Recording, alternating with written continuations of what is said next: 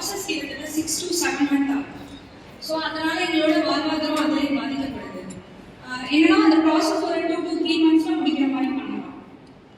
எல்லாத்தையுமே நாங்கள் கடந்து போக வேண்டியதாக இருக்குது. அது எங்களுக்கு ரொம்ப டிலே ஆகுது. தென் நெக்ஸ்ட் பார்த்தீங்கன்னா ஃபயர் வந்து சஸ்பெண்ட் பண்ணுறாங்கல்ல, அது மேக்ஸிமம் 3 months வந்து ஃபேக்ட்ரி ஆர்டர் வந்து 3 to 4 months பண்ணிடுறாங்க. ப்ளஸ் வந்து எக்ஸ்ப்ளோசிவ்ல பார்த்தீங்கன்னா 1 year கூட ஆகுது. அதுக்கு நாங்கள் போய் பேசினாலும் எங்களுக்கு ப்ராப்பரான ரெஸ்பான்ஸ் வந்து எங்கேயுமே கிடைக்கிறது கிடையாது. ஸோ அந்த ரெஸ்பான்ஸ் எங்களுக்கு கிடைச்சாலே எல்லா இடத்துலையுமே அதுவே எங்களுக்கு பெரிய யூஸ்ஃபுல்லாக இருக்கும். அந்த சஸ்பென்ஷன் வந்து the reason for accident is suspension தான் நான் சொல்றேன். நான் சஸ்பென்ஷனே கொஞ்சம் சீக்கிரம் அப்ப in case of accident வந்து ஓனர்ஸ் வந்து எதுக்கு நம்ம அக்யூஸ் பண்ணி தேடி அரெஸ்ட் பண்ணணும். லைசென்ஸ் பண்ணலையே. ஸோ லைசென்ஸ் வாங்கணும் எங்களை எதுக்கு அக்யூஸ் பண்ணி அரெஸ்ட் பண்ணணும்.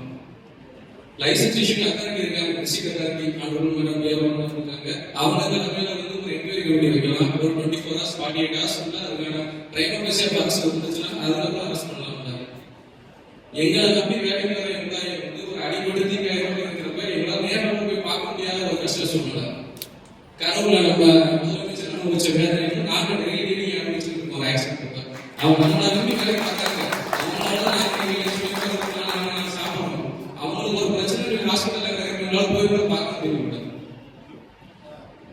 அது வந்து அந்த ஆக்சிடென்ட் வந்து ஹைகோர்ட் மற்றும் supreme court order private bus இருந்தா கூட அரெஸ்ட் பண்ணணும்ன்றது இருக்கு. பட் ஆனா ஒரு சின்ன ஆக்சிடென்ட் ஆகும் உடனே எஃப்ஐஆர் பண்ணணும், ஃபைல் பண்ணணும். எஃப்ஐஆர் பண்றதை அப்போஸ் பண்ணல. பட் அரசுக்கு வந்து பிரைவேட் பஸ் இருந்தா இல்லைன்னு லைசன்ஸ் அத்தாரிட்டி கொடுத்துட்டு அதுக்கப்புறம் அரெஸ்ட் பண்ணா நல்லா இருக்கும். அது போக மேடம் லைசன்ஸ் இஷ்யூ பண்றதுக்கு வந்து இந்த எக்ஸ்ப்ளோசிவ் ஆக்ட் வந்து ஃபுல் பவர் கொடுத்துருக்கிறது வந்து டிஸ்ட்ரிக்ட் அத்தாரிட்டி. டிஆர்ஓ மேடம் தான் ஃபுல் ரைட்ஸ் கொடுத்துருக்காங்க. அவங்க அசஸ் பண்றதுக்கு தான் வந்து மொத்தம் நாங்கள் 13 டிபார்ட்மெண்ட்டுக்கு நாங்கள் என்ஓசி வாங்க முடியும். ஒரு புது பட்டாசு கடையோ புது ஃபேக்டரியோ நாங்கள் என்ஓசி வாங்கணும்னா எஸ்பி ரிப்போர்ட் வாங்க வேண்டியிருக்கு. SP, DSP, inspector of police, RTO, tahsildar, RI, PAO, இந்த மாதிரி எல்லா ஃபயர் சர்வீஸ் சொல்லி ஒரு 10 to 13 டிபார்ட்மெண்ட்ல வாங்க வேண்டியிருக்கு. அந்த ப்ராசஸ் வந்து கொஞ்சம் ஸ்பீட் பண்ணணும். ஏன்னா நீங்க ஃபாரின் இன்வெஸ்ட்மெண்ட்டுக்கு வந்து சிங்கிள் விண்டோ அப்ரூவல் கொடுக்கறதா நீங்களே சொல்லியிருக்கீங்க. நாங்க லோக்கல்ல நம்ம உள்ளூர்ல இருக்கிறவங்களுக்கு 13 விண்டோ ஆஃப் அப்ரூவல் போய் ப்ராசஸ் வந்து இருக்கலாம். அதை கன்சிடர் பண்ணணும். அதாவது எல்லி கொடுக்குறாங்க, அதுக்கு சல்ஃபர் பயன்படுத்துவதற்கான லைசன்ஸ் கொடுக்குறாங்க. அதுக்கு ஒரு 15 கம்பெனிக்கு எல்லாம் அதாவது என்ஓசியை வழங்கல. மீதி அப்ளை பண்ணவங்களுக்கு எந்த ஒரு ரெஸ்பான்ஸும் இல்லை. இப்படி ஒரு 60 கம்பெனி தூத்துக்குடி மாவட்டத்தில் இருக்கு. ஆனா நாம வெளிநாட்டில் போய் ஒரு பறந்தோம் சொல்றோம். நம்ம நாட்டிலேயே நமக்கு இன்வெஸ்ட்மெண்ட் பண்றதுக்கு ஒரு 180 கோடி, ஒரு கம்பெனிக்கு 3 கோடி ரூபாய் ஆகும். 60 கம்பெனி 180 கோடி முதலீடு பண்றதுக்கு முதலீட்டாளர்கள் தயாராகிறாங்க. அரசு அதிகாரிகள் நம்ம போனா நான் எப்படி கேவலமா வளர்றாங்க. சில அரசு அதிகாரிகள் இங்கே வர்ற போய் தெருவில் ஏரியாவில் இருக்கிற விஓ பாரு, தாசில்தார் பாரு அப்படின்னு வர்றாங்க. எங்க போனாலும் ஒரு மரியாதை இல்லை. இந்த நாட்டினுடைய வளர்ச்சிக்கு முக்கியத்துவம் கொடுக்கிறது தொழிலதிபர்கள், அவர்களும் ஒரு காரணம். அதான் படம். ஆனா தொழிலதிபர்கள் நாயோட கேவலமா பார்க்க நிலைமையில இருக்கு. இதை மாற்றி சீக்கிரமா எங்களுக்கு லைசன்ஸ் கொடுத்து தொழிலை தொடர்பு விட்டா இன்னும் நாட்டுடைய வளர்ச்சிக்கு நான் பாடுவோம். எந்த ஆன்சர்ஸும் தெரியாது. ஆனா நாங்களே பேனர் வச்சு எங்க ஃபேக்டரிக்கு தான் கூட்டி இருக்குது, எங்க அப்பா லைசன்ஸ் நாங்கள் சேஞ்ச் பண்ணிட்டு இருக்கோம். அதனால ஃபேக்டரி கூட்டிட்டு நாங்கள் போர்டு வச்சிருக்கோம். எங்களுக்கு ஏதாவது டைம் கொடுக்க வாய்ப்பு இருக்கு சார். இது வந்து நிறைய மீட்டிங், செக்ரட்டரி மீட்டிங் வரைக்கும் நாங்கள் கேட்டோம். இப்போ எங்களுக்கு எங்க அமைச்சர் வழியா ஒரு தொழில்துறை அமைச்சர், அதனால இங்க இருக்கிற ஓனர்கள் சார்பா நாங்க கேட்கிறோம். ஏன்னா இதனால நிறைய பிரச்சனைகள் இருக்கு சார். எங்களுக்கு பின்னாடி நாங்க வந்து எங்க லேபர் போயிடுறாங்க, எங்களோட இன்வெஸ்ட்மெண்ட் அன்னைக்கே க்ளோஸ் ஆயிடும். திரும்பி அந்த ஃபேக்டரியை நாங்கள் ஓப்பன் பண்ண 2 வருஷம் ஆகலாம், 3 வருஷம் ஆகலாம், இல்லை ஓப்பனே பண்ண முடியாம போயிடலாம். இதெல்லாம் 2வது பிரச்சனை. ஆனா அங்க இறந்து ஒரு கிடக்காங்க பாத்தீங்களா, அவங்களுக்கு நாங்க உரிய மரியாதை கொடுக்கணும்.